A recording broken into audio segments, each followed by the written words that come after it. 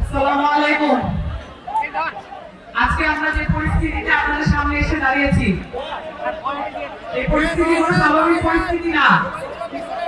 আমরা প্রত্যেকেই উৎকণ্ঠিত, আমরা প্রত্যেকেই শোকাবহ রাত পার করেছি এবং আমাদের দেশ গড়তে দুনিয়ার পদযাত্রা আজকের এই পর্যায়ে এসে শোকযাত্রায় পরিণত হয়েছে।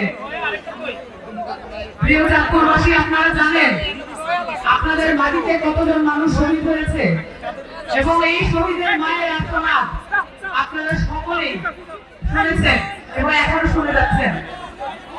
বাংলাদেশের এই উর্বর মাটি শহীদদের রক্তে রঞ্জিত। গত পরশুদিন মাইলস্টোন কলেজে যে শিশুরা নিহত হয়েছেন তারাও শহীদ মর্যাদা পাবেন বলে আশা করি। আল্লাহর কাছে ফরিয়াদ জানাই এই শিশুদেরকে যেন শহীদ মর্যাদা থেকে বঞ্চিত করা না হয়।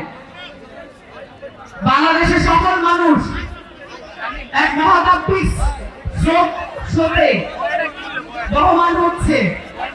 এই স্রোত খুব কম সময় চলে যাবার নয়, কারণ আমরা যখন দেখি আমাদের সেনাবাহিনী এবং বিমান বাহিনীর অকার্যকর ভূমিকা বিভিন্ন ক্ষেত্রে, তখন আমাদের মনে প্রশ্ন জাগে এই বাহিনীকে আমাদেরকে নিজেদের করে গড়ে তুলতে হবে।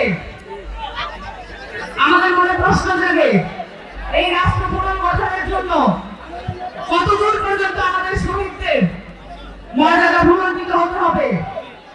আমরা দেখতে পেয়েছি এই অন্তর্বর্তীকালীন সরকার জুলাই অভ্যুত্থানে 2000 শহীদের দায়িত্ব নেয় নাই, তাদের পরিবারদের দায়িত্ব নেয় নাই।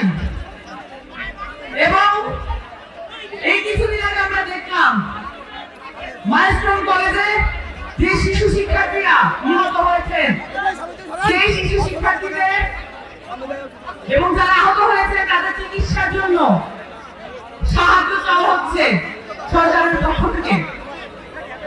আমরা বিস্মিত হয়ে লক্ষ্য করি একটি অন্তর্বর্তীকালীন সরকার এমবাসি ব্যাকআপ নিয়ে নিজেদেরকে একটি নির্বাচনকালীন সরকারে পরিণত করেছে এবং এই সরকারে কোন ধরনের দায়বদ্ধতা নাই বাংলাদেশের জনগণের প্রতি। আমাদের সরকার আমাদেরকেই গড়ে তুলতে হবে, আমাদের রাষ্ট্র আমাদেরকেই গড়ে তুলতে হবে, আমাদের শহীদদের মর্যাদা আমাদেরকেই রক্ষা করতে হবে। বাংলাদেশ রাষ্ট্রের, বাংলাদেশের প্রত্যেকটি ইঞ্চি মাটি শহীদের রক্তে রঞ্জিত, এটা যেন আমরা ভুলে না যাই। এই সব যেন শক্তিতে রূপান্তরিত হয়, এই চেষ্টা আমাদেরকে চালিয়ে যেতে হবে এবং কোন ধরনের এমবাসি ব্যাকআপের সরকার এটা আমাদেরকে কিছু দিনে রাখতে পারবে না। আমাদের সরকার আমাদেরকে পুনর্নির্মাণ করতে হবে এবং আমাদেরকে এই রাষ্ট্র পুনর্গঠন করতে হবে। আমাদেরকে নতুন চাঁদপুর সহ পুরো বাংলাদেশের নতুন কাঠামো নির্মাণ করার জন্য ক্রমান্বয়ে সংগ্রাম চালিয়ে যেতে হবে।